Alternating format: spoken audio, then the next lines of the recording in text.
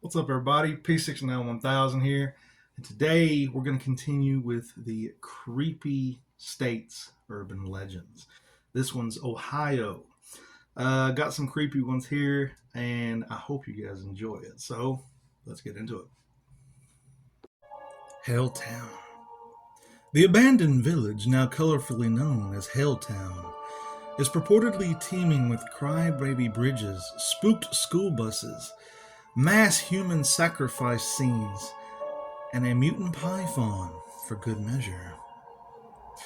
The extreme folklore surrounding the region formerly known as Boston, Ohio, is ironic, since the only verifiable legend about the town is that it is deserted for a very frighteningly tragic reason.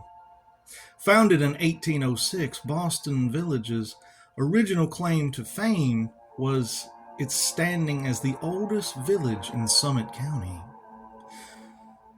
Boston's relatively uneventful life took a turn for the worse in 1974 when it became the unlucky victim of nationwide annexed property over the county's disappearing forest land.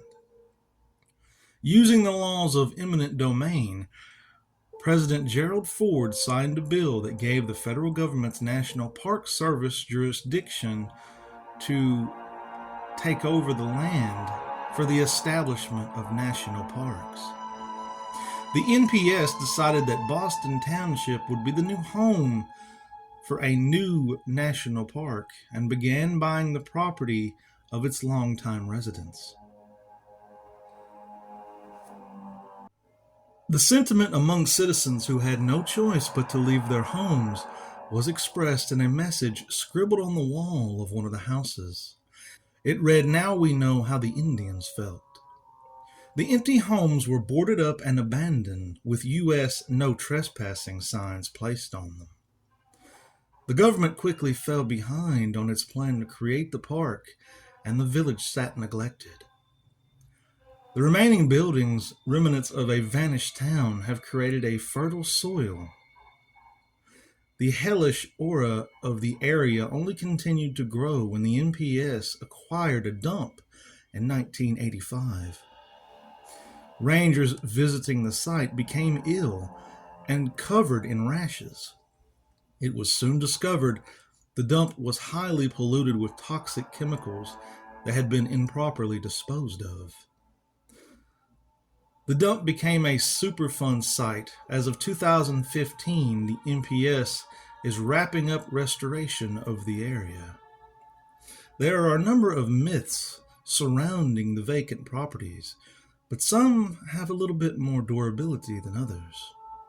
There is a Presbyterian church which is said to have been built by Satanists, complete with an upside-down cross. The abandoned bus is said to be the host of lingering ghosts, and maybe most terrifying of all is the talk of the mutants that were created by the dump spillage, including a monstrous snake known as the Pensalusa python. The Peninsula Python. In the summer of 1944, in the village known as Summit County, before it became Helltown, a large python made an almost magical and unexpected appearance. How exactly it came to be there is unclear, but it was thought to have escaped when a truck carrying it as a part of a circus or an exhibit had crashed. The 15 through 18-foot snake was seen slithering around local farms, leaving a trail as heavy as a tire track that went in and out of the river, and genuinely scared the heck out of anyone who saw it. The python was never caught, killed, or found dead. Despite a few hunts by organized posses, it just stopped appearing. One assumes that the snake could have potentially crawled into a hole somewhere and possibly succumbed to the Ohio winter. One thing is for sure, though.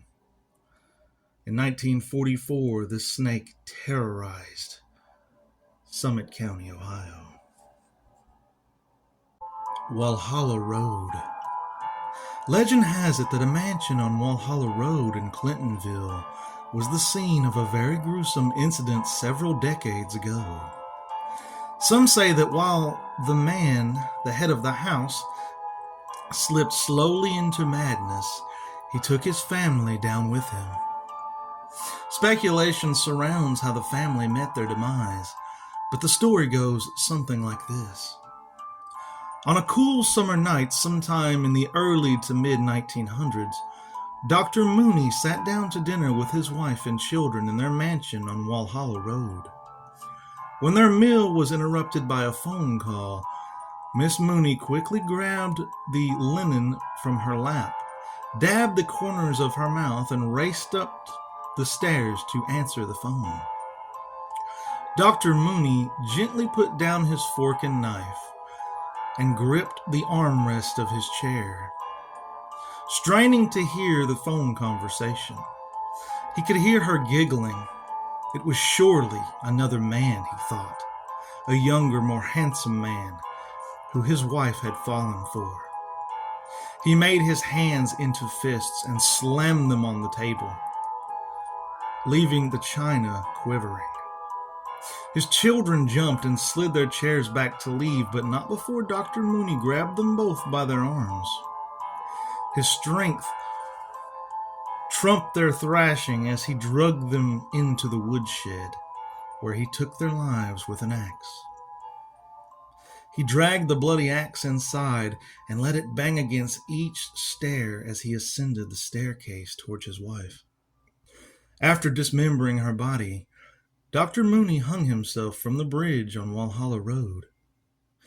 Dr. Mooney's slow descent into madness ended that night in the mutilation of his family and his own suicide.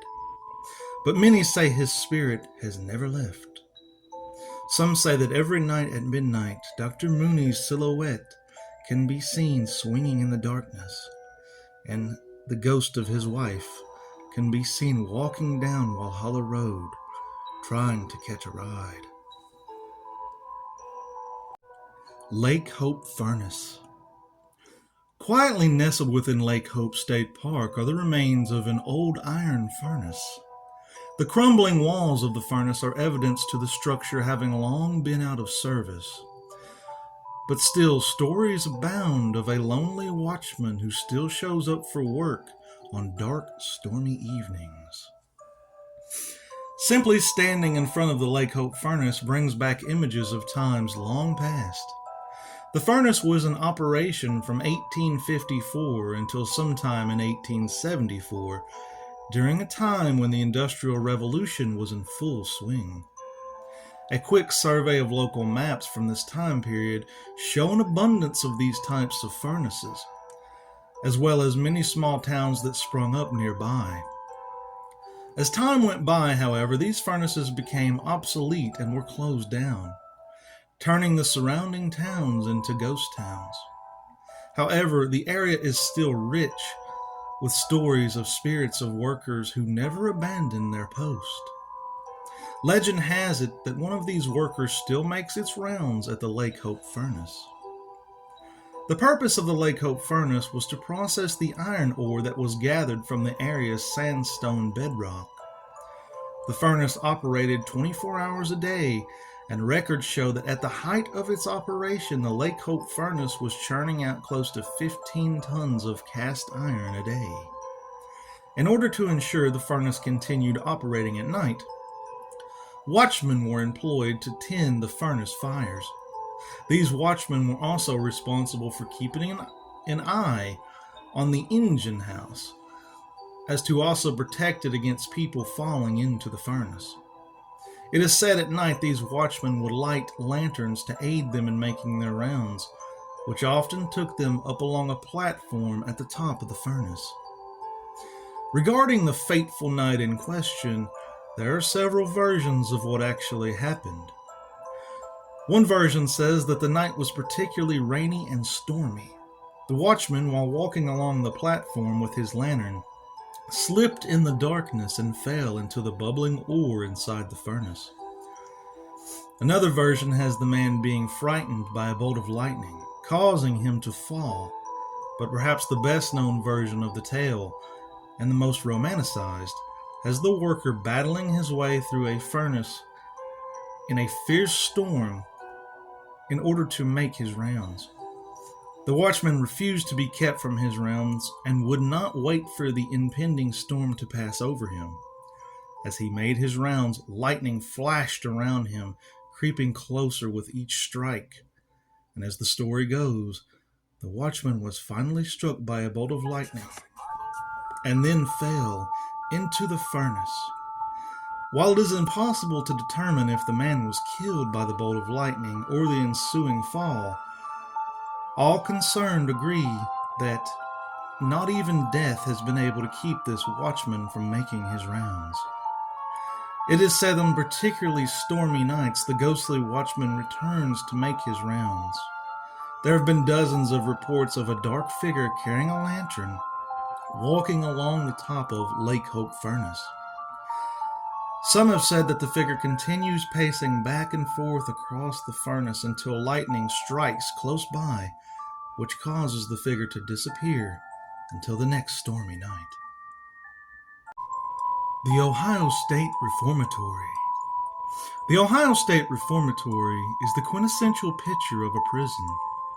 In fact, it's been the backdrop for movies like Tango and Cash, Air Force One, and The Shawshank Redemption. The cornerstone of this reformed fortress was laid on November the 4th, 1886, on the site of the former camp, known as a training ground for Civil War soldiers. The local community and its political leaders enthusiastically campaigned for the building of the reformatory, mainly because of the boost it provided for the local employment rate and the economy. Upon its opening in 1890, the prison was a facility where first-time offenders who were too violent for industrial schools could serve their time. Inmates were taught basic trades for release and regeneration into society. However, as prison populations swelled in the 20th century, the reformatory was forced to accept inmates convicted of more serious and violent crimes. By the 1960s, the reformatory was getting crowded, and overpopulation breeds conflict and disease. At times, guards were even forced to double the occupants in death row cells, which in at least one instance resulted in an inmate's death. During morning checks, guards noticed a prisoner missing from one of the cells. Upon inspection, the prisoner's body was found broken and stuffed beneath the bunk. Instances like this forced Ohio State Reformatory to close its doors in 1972. While the prison's day-to-day operations were enough to cast a shadow over the site, there were certain events guaranteed to cause a spike in Ohio State's paranormal activity. In the late 1930s, a riot broke out in the East Cell Block. The guards condemned 120 rioters to share 12 solitary confinement cells for 1 week without food or water. This punishment drove many to the brink of madness and death. During its 94 years as a working prison, 154,000 inmates passed through the gates of the Ohio State Reformatory. Many died of diseases like influenza and tuberculosis. Some went insane. Others hung themselves, and at least one inmate lit himself on fire. Just outside the reformatory stand 250 numbered graves, a vivid testament to the harsh realities of prison life. The ghosts of these violent and maltreated men are not easily silenced. Visitors and tour guides have been pushed and punched by unseen forces. As with other haunted locations, many claim to feel an inexplicable chill while on the prison grounds. Additionally, witnesses have heard cell doors slam and seen dark apparitions. Even the road leading to the Ohio State Reformatory seems haunted. Local legend suggests it is the ghost of Phoebe Wise, a notorious Mansfield hermit and eccentric. The Tale of the Elmore Rider. A soldier said farewell to his girlfriend near here before going overseas during World War I. She was promised to marry him when he returned. The soldier returned home a year later riding a shiny new motorcycle. He cut the motorcycle's engine as he neared the farmhouse where his girlfriend lived and quietly rolled towards the house. He spotted her working in the kitchen and snuck in to surprise her by embracing her from behind. The startled woman screamed, but the soldier had an even bigger surprise when he discovered she was wearing a wedding ring. The heartbroken man fled, speeding off into the night. Locals later found his lifeless body laying alongside a nearby bridge and near his severed head. Some believe that the Elmore Rider still speeds through the night when people stop their cars at the bridge, honk their horn 3 times, and blink their lights 3 times. Reports say that the rider appears as a bright light that races to the bridge and quickly vanishes. The bridge spans Muddy Creek, a branch of the Portage River a few miles southeast of Elmore and about 30 miles from Toledo. The site often draws crowds on days like Halloween and on March the 21st, the anniversary of the supposed death of the rider. There have been many reports of the headless rider. One such report comes from a man who was riding his motorcycle down the road only to be terrified to see the headless rider beside him. They were speeding neck to neck until they crossed the bridge and the headless rider disappeared. And that was it for Ohio. Gotta say, the headless motorcycle rider kind of reminded me of an episode of Kolchak the Night Stalker. I don't know if any of you have ever watched that, but there was an episode of Kolchak the Night Stalker where there's a headless motorcycle rider, and Kolchak has to find his head and replace his head for the spirit to rest. Great episode. If you've never seen Kolchak the Night Stalker, definitely check it out if you can. Great show. It's a show from the 70s about a reporter that always seems to find these creepy paranormal things that are happening. But anyways, that is it for Ohio. I hope you all enjoyed it. I had a lot of fun. I always have fun doing these kinds of stories, and I hope you guys are still enjoying them out there. So, peace, love. I love you all. Have a great day, and watch out for headless motorcycle riders.